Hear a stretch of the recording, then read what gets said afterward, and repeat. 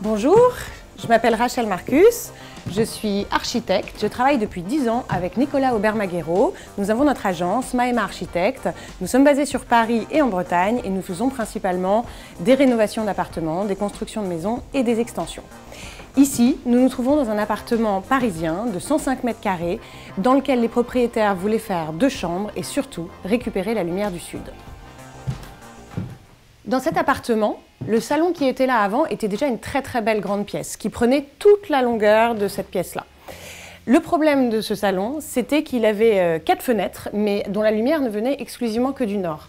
Les propriétaires, eux, souhaitaient vraiment grandement récupérer la lumière du sud. C'est pourquoi on a ouvert un très grand portique pour ouvrir le mur porteur de 4 mètres, sachant qu'on est au 3e étage, c'était quand même une très grosse opération, pour récupérer la lumière venant du sud. D'un autre côté, il fallait quand même qu'on conserve une chambre supplémentaire, puisque de l'autre côté, il y avait la chambre.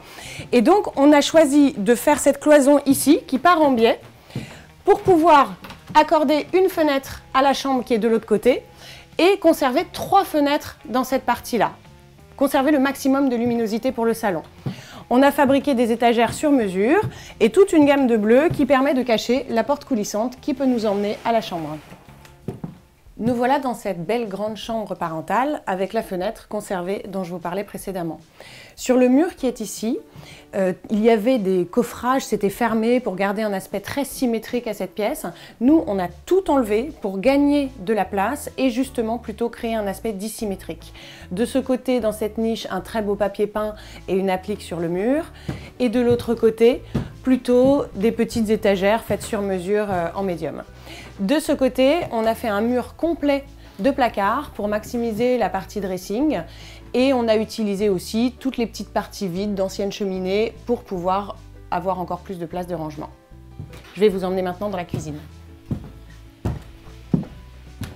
Le jeu que nous avons joué dans cet appartement a été de mixer beaucoup les éléments du passé, qui étaient ici, des années 50, et des éléments nouveaux, qui deviennent un petit peu indiscernables les uns des autres.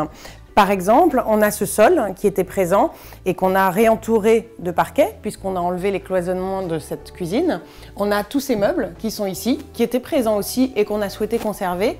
Et on a justement, de manière assez rigolote, refabriqué des meubles à l'identique de ce côté pour les avoir de la même façon. En termes de décoration, on a choisi de se mettre en bois à l'intérieur de la cuisine pour avoir quelque chose de très chaleureux qui rappelle le parquet. On a rajouté du jaune justement pour se relier à ce qui était fait auparavant et on a fait un très grand îlot central qui nous débarrassait justement de cette cloison dont on voit encore les traces au plafond pour avoir une très grande pièce complètement ouverte. Passons à la salle à manger.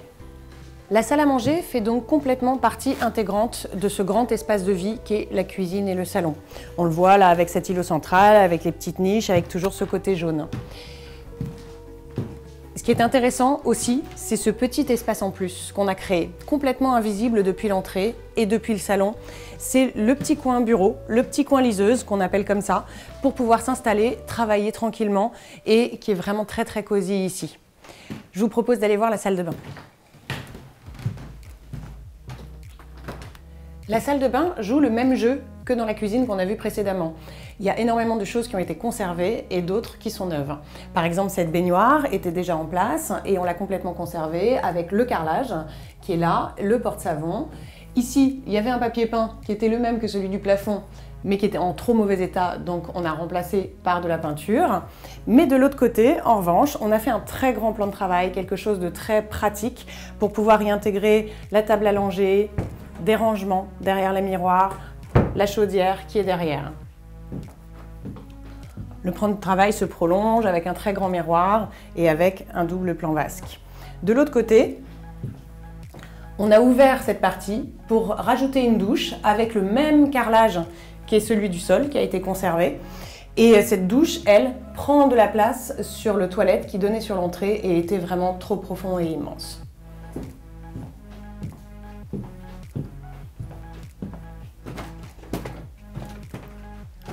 Voilà, je pense qu'on a quasiment tout vu, mis à part la chambre d'enfant qui est une chambre classique et les toilettes dans lesquelles le carrelage a aussi été conservé. Et je vous propose une prochaine visite une prochaine fois. Au revoir!